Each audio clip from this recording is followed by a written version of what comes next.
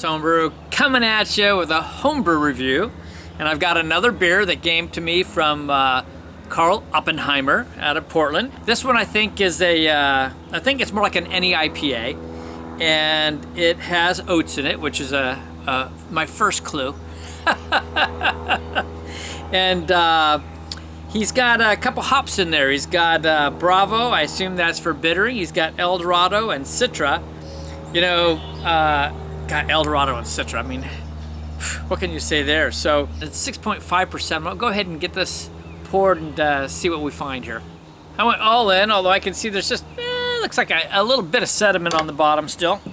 And definitely is hazy. It's a very light color, you'll see. So I don't know what all the mix is. I wouldn't be surprised if there was some like wheat in this also, possibly, to create some haziness on it. There are some bubbles coming up. I don't know if you can see that. But yeah, it's one of those light ones, and you can see there's almost like a yellow to pink, almost like pink grapefruit, almost kind of a juice color to it. The head's very thin on it. It is very cold. It just came out of the fridge. And it's gonna need to warm up for me to get the full aroma going on, so I'll start doing that now. But right off the top, I felt like I got some, a little pink grapefruit coming off of it. So, which kind of matches, maybe the color was already influencing my brain, but felt like I was smelling some of that. I definitely do. I'm definitely getting some citrus quality off that. I get a little bit of some tropical qualities coming off it too, but I can't say specific. I want to go to that descriptor that Christian loved to use a lot, which was starfruit. For some reason, it made me think a little bit of like a starfruit.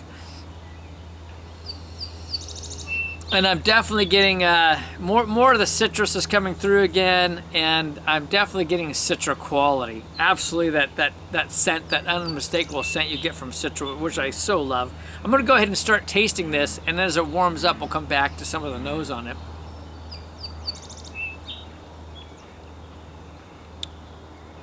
So the first thing I'm gonna comment is it's got a very soft carbonation to it. And it's very soft on the palate, and you wouldn't expect that possibly with some oats, especially if there's also wheat in that.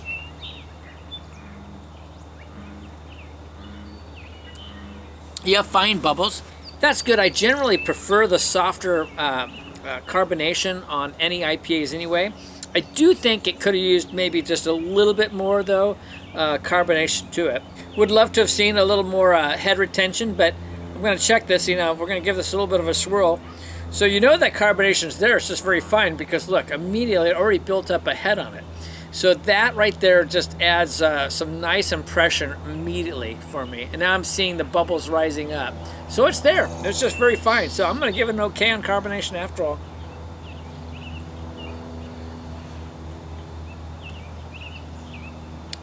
Yeah, I like that. I love not having the sharper carbonation on any IPAs.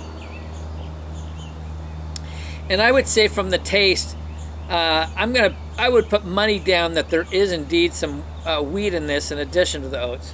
I wouldn't say it was necessarily flaked oats. I'm going to just say it was actually wheat in it. The hops on it, I gave this a bit of time. He said it was fairly green when he first sent it to me, but it's been, I feel bad. It's probably been 2.5 weeks, I want to say, since I got it, maybe 3. But that still makes it pretty fresh. Yeah, really easy drinking.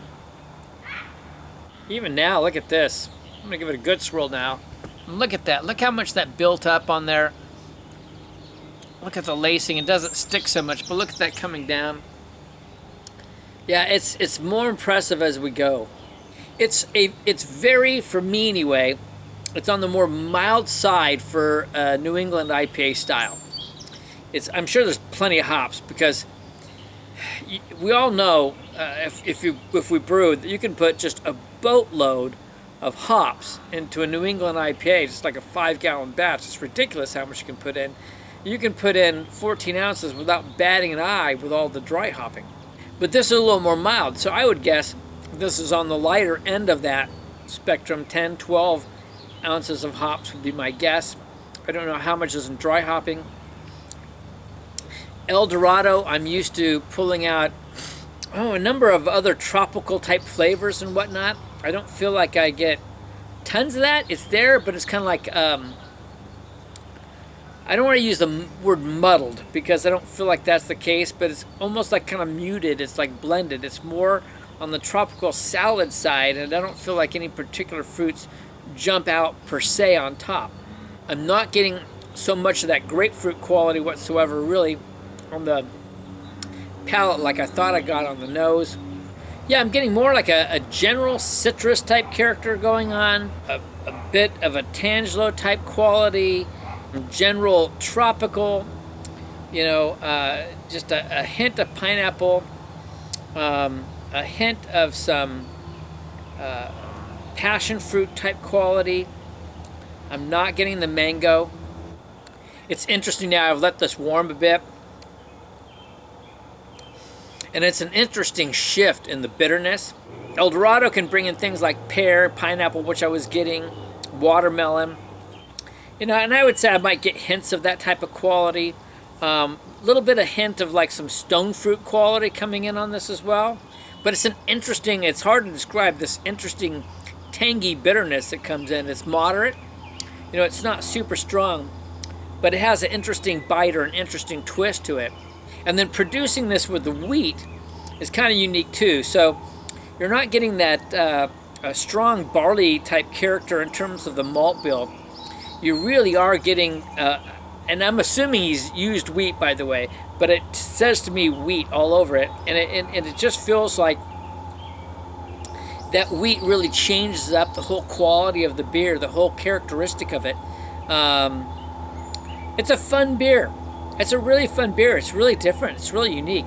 I think this is a fun little base to play with too. This would be great for maybe experimenting on different hops or levels of the hops and how you play with them. And again, it all depends on what it is that you want to create, what it is that you enjoy, what it is that you like. So I'm digging on it. Once again, Karl, you know, I don't perceive any brewing flaws.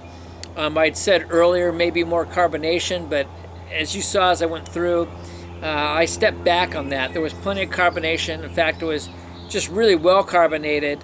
And then the fact that I was building up the head on it as I went along, even now, I got just a little bit with this tiny bit left. No, I think you did a really good job on that as well. And that's something that can get missed quite often. Carbonation is such a critical thing. So from here, I don't like to get real critical on mixes of stuff that people use unless they're contrasting. I would maybe think, though, possibly on hops, you could play with some hops that might play better together to bring out whatever it is you want in terms of characteristics. Because I think this particular mix does leave some of the flavors slightly muddled.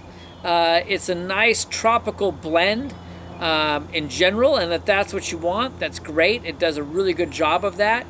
Tropical with a bit of citrus background on it. It does that in spades. If you're wanting to pull out certain things like stone fruits or, you know, mango or whatever characteristic it is in a particular fruit or couple fruits, then you want to play with this a little bit. But that's just my thought on that. That's just a brewer's direction or choice. I do like to sometimes see things really shine in a particular direction when I can. That's fun. But otherwise, it's a really good drinking beer.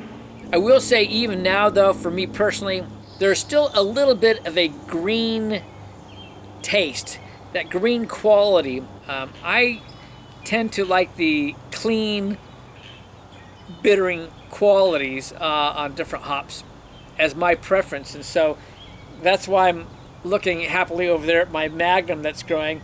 I like Magnum a lot for bittering. I don't generally go for these ones that I think are really great for dry hopping and stuff and bittering that are high alpha. That's just not my preference. But again, these are all preferences. Great beer. You know what? I've got to say, I think that you're a fantastic brewer. You've gotten good guidance. You're doing stuff with water chemistry, everything else. So you're a pretty good brewer, Karl. I got to tell you. Fun beer. I personally would like this, again, if you're going to go there with just maybe a little more hops, unless you just want something that's mellow and easy drinking. But yeah, you know, I do like those in-your-face stuff. I have to admit, I do like that. All right, well, thank you again, Karl, for this, and everyone, you have a great time brewing. You know, summer's heading its way. You know, you can't get out and do a lot of things. Brew some more beer. Get out there. I had a cold the other day, and I thought it was scared the bejeebers out of me, but it was just the change in the weather going from hot to cold. I'm just fine. Psychology during COVID. All right, cheers, everyone. You have a great week.